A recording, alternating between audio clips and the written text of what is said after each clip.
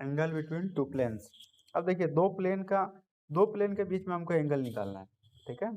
तो दो प्लेन का इक्वेशन सबसे पहले हम लोगों को मानना पड़ेगा। उसको जानने से पहले आपको जानिए कि जब भी हम लोगों को दो प्लेन के बीच का एंगल निकालना होगा, इसका मतलब होता है कि वो दोनों प्लेन पे जो नॉर्मल होगा उस नॉर्मल के बीच का एंगल निकालना है।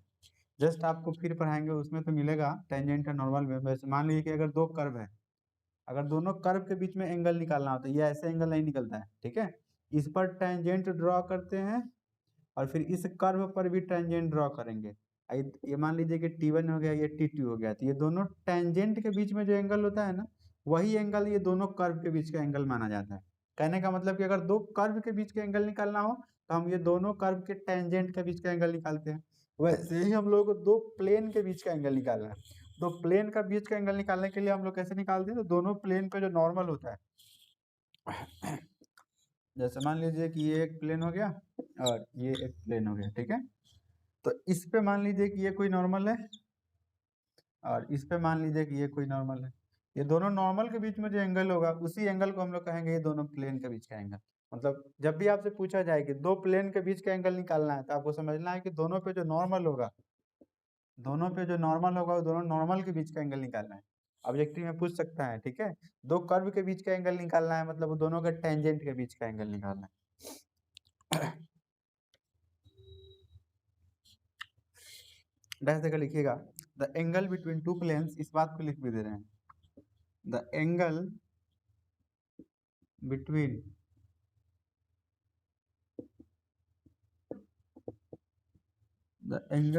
two planes is defined as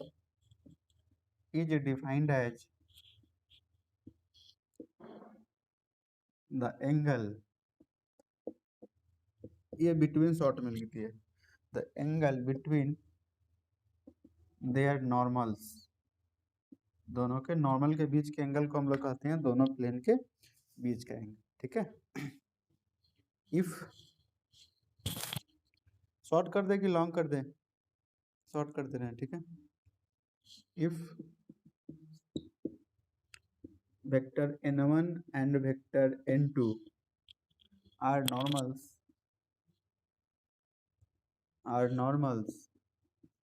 to the planes and theta be the angle between the planes,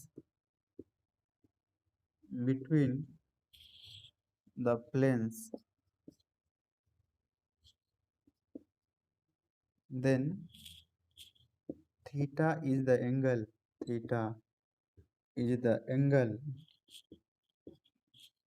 between the normal to the plane,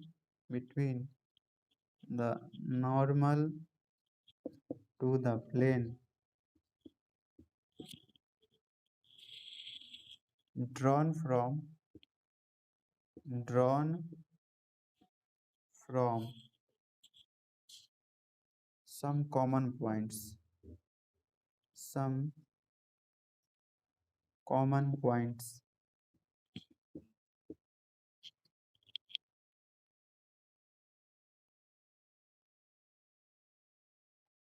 एक मिनट चला, कहीं पे एक लाइन मिस कर दिया है। If n1 and n2 are normal to the plane and theta be the angle between the planes, then फिर लिखे नहीं है, ठीक है, उसको नीचे लिख देंगे। जैसे दो प्लेन है तो दोनों का वैल्यू क्या क्या मानेंगे, तो उसको नीचे लिख देंगे। ऊपर से लिख लिया है, सबसे ऊपर वाली लाइन। अब जैसे n1 n2 होगा तो n1 n2 का हम लोग क्या लिखेंगे, इसका इक्वेशन लिखेंगे।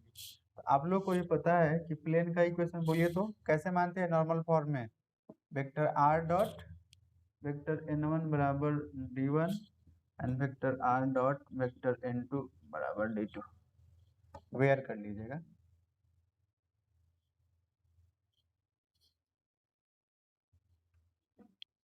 r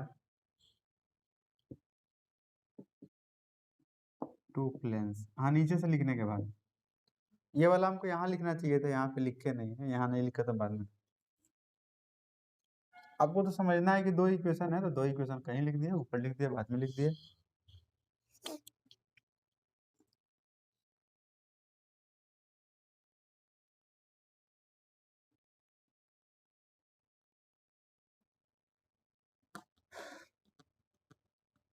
हो जाए तो बोलिएगा। हो गया। देन cos थीटा बराबर, बोलिए तो क्या हो जाएगा cos थीटा बराबर, एकदम से मिलता जुलता है। एक मिला होगा vector r dot n y, ये कहीं लाइन के बीच में एंगल मिला होगा, वैसे ही यहाँ भी है vector n1 dot vector n2 है नीचे, दोनों का मतलब आपको सब फॉर्मूला लगभग लगभग एक ही जैसा लग रहा है। इसका मतलब जैसे किसी में b1 b2 रहा होगा, जहाँ पे ये लाइन का equation vector r equal to vector a plus lambda b1 वाला मिला होगा, उसमें b1 b2 रहा होगा। सिंपल दो वेक्टर हो तो vector a dot vector b होता है।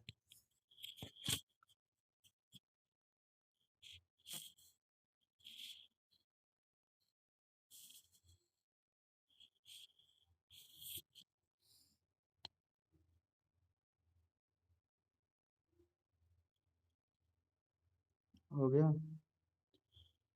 अगर दोनों को परपेंडिकुलर प्रूफ करना हो, दोनों परपेंडिकुलर होगा तो थीटा का मान कितना होगा, ये तो थीटा निकालने का फॉर्मूला होगा। अब जैसे दो प्लेन को अगर हमको परपेंडिकुलर दिखाना हो, तो दो प्लेन परपेंडिकुलर मतलब इसमें क्या हो जाएगा, थीटा का वैल्यू कितना हो जाएगा, if both planes are perpendicular to each other then theta का वैल्यू क्या हो जाएगा, theta equal to 90 degree, therefore cos 90 zero, तो नीचे वाला बट्टा वाला जो है आगे गुना हो जाएगा जीरो, बच जाएगा ऊपर वाला vector n1 dot vector n2 बराबर जीरो। यानी कि जब भी दो प्लेन परपेंडिकुलर कहेगा तो दोनों n1 n2 का डॉट करेंगे, जीरो के बराबर लेंगे। ऐसा एक क्वेश्चन होगा, क्वेश्चन नंबर कल जो पढ़ाएंगे उसमें का एक क्वेश्चन होगा, वैसे 11 नंबर होगा शायद। ये कौन सा फॉर्म है, वेक्टर फॉर्म की कार्टेशियन फॉर्म।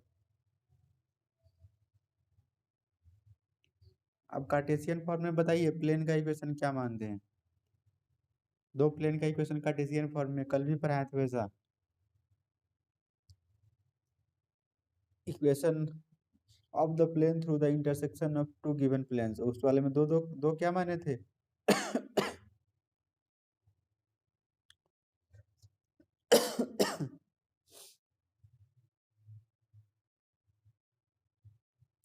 देखिए d1 d2 तो प्लस माइनस पे डिपेंड करता है, आपकी इच्छा है जैसा लें, इसमें प्लस करके लिया आप माइनस करके लिया, क्वेश्चन में दिया होगा उसके अकॉर्डिंग मिटा दें total.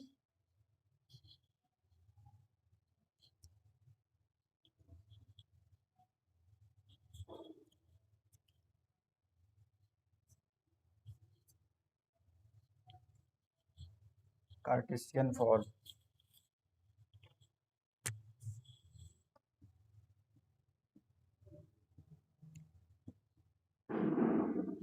if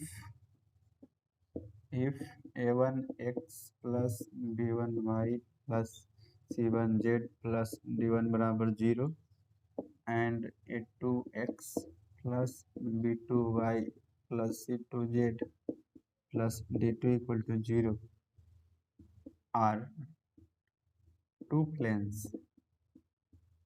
and theta be the angle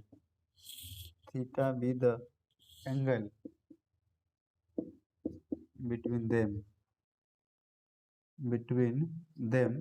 then ये देम है, ये देन है, then cos थीटा बराबर a1 a2 b1 b2 plus c1 c2, नीचे क्या होगा बोलिए, अरे जो पढ़े हैं वही फॉर्मूला है, घुमा फिरा कर लिखा हुआ है, नीचे क्या होगा,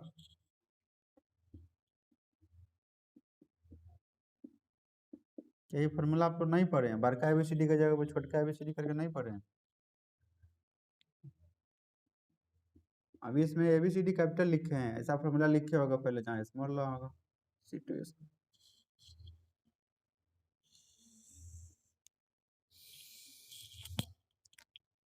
इस केस में बताइए, अगर इस केस में परपेंडिकुलर होगा, if both the planes are पहला कर लीजिएगा perpendicular to each other then perpendicular होगा तो थीटा का मान 90, तो थीटा का मान 90, तो कॉस 90 0, ये वाला आकर गुना मतलब ऊपर वाला बच जाएगा जैसे पीछे वाले में बचा होगा। तो then a1 a2 plus b1 b2 plus c1 c2 बराबर 0। याद कर लीजिएगा, दो प्लेन को परपेंडिकुलर दिखाना होगा, दोनों में का जो कोफिशिएंट होगा, इसका कोफिशिएंट गुना इसका कोफिशिएंट, इसमें y का कोफिशिएंट इसमें y का कोफिशिएंट, सबको गुना करके जोड़िएगा 0 के बराबर आना चाहिए। ये परपेंडिकुलर के केस में हो गया। दूसरा पैरेलल के केस में बता रहे हैं।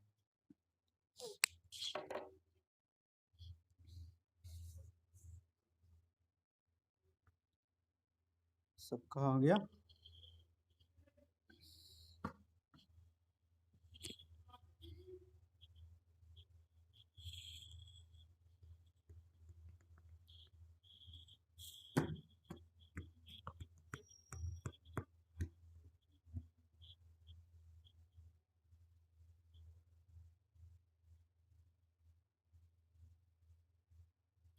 मिटा दो।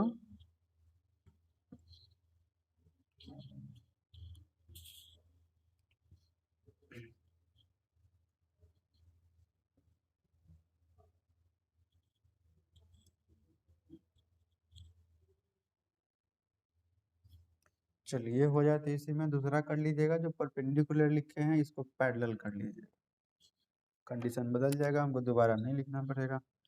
Parallel to each other if, parallel वाला कंडीशन सब लोग पढ़े हैं, कोलिनियरिटी वाला क्या होता है?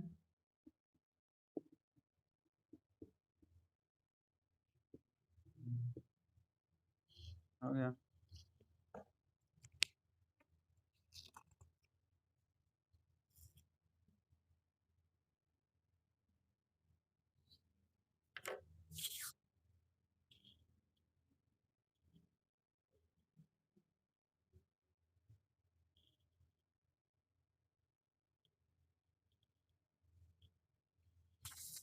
हो जाए तो बोलिएगा।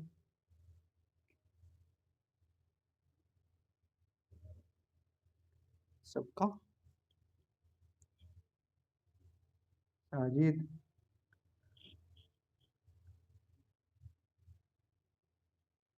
लिखिए, नहीं लिखना है तो लिखिए जल्दी।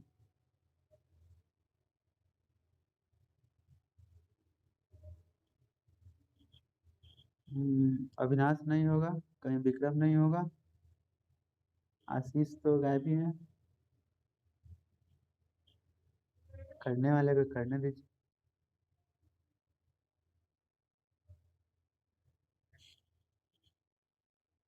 आपको पढ़ना है। हाँ,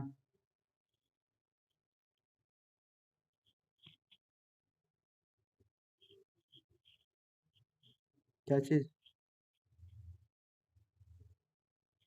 क्या चीज का रिवीजन?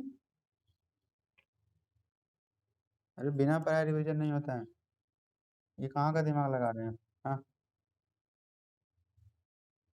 क्या के लिए? अभी 100 चल रहे हैं, 99 तो पिछले। ऐसा क्या बात है? किसी का एज और किसी का सैलरी नहीं पूछना चाहिए।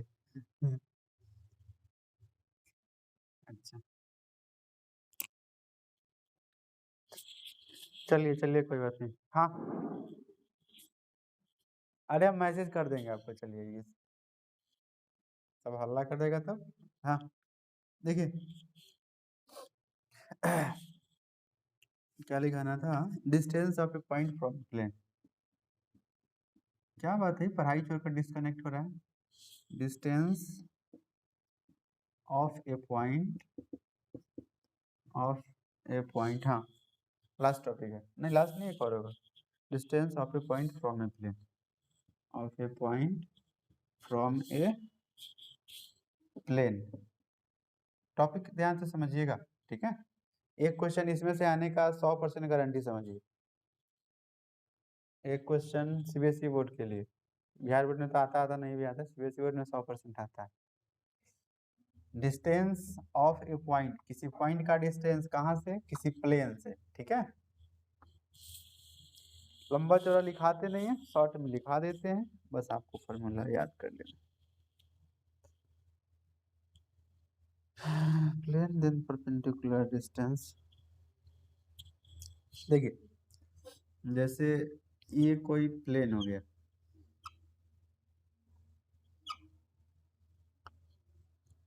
और ये कोई पॉइंट पी हो गया, ठीक है।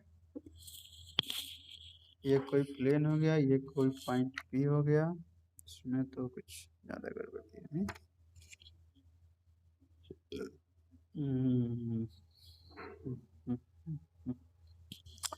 इसका कोऑर्डिनेट दिया हो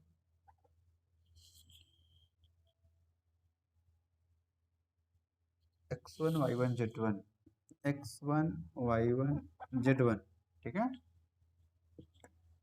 और इसका इक्वेशन दे दिया हो ax plus by plus cz minus D बराबर 0, माइनस डी बराबर, देखिए आपको ध्यान रखना है, जरूरी नहीं कि माइनस डी की जगह पे प्लस डी हो सकता है, वो तो वैल्यू पे डिपेंड करता है। अगर ये माइनस में होगा तो यहाँ प्लस हो जाएगा। हमको बस यही याद रखना है कि उधर में जी राइट साइड में 0 होना चाहिए, उधर जो भी होगा उठाकर इधर कर देना, चाहे प्लस में जाए तो या माइनस में जाए तो। हमको यही डिस्टेंस निकालना इस दोनों के बीच